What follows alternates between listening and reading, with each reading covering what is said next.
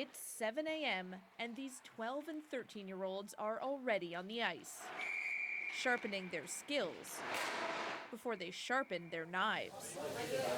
This is part of Loyola's hockey training program. The tip goes in the pot. Cooking as a team.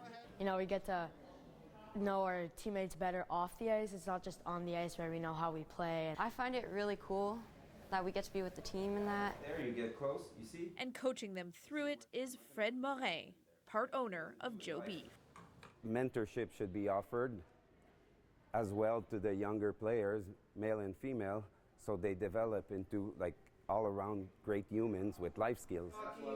With some help, they break down entire chickens. And so you have to cut this in half now. Chop vegetables and fry it up. Carefully, of course. When I had to put the chicken down in the oil, I got a little burn on the side. But they are being supervised and encouraged by professionals. We're doing good here, bud. Starting to smell nice. Part of this lesson is how to adapt. So working as a team and also in a chaotic environment because we're 17 in the kitchen.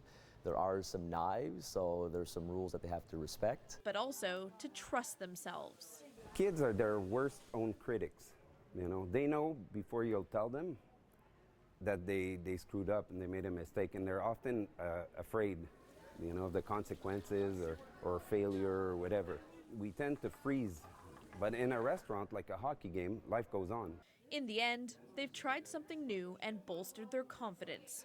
Morin hopes to bring these lessons to other schools that are open to having him. Back on the ice, these young athletes have a new set of skills that go beyond a game.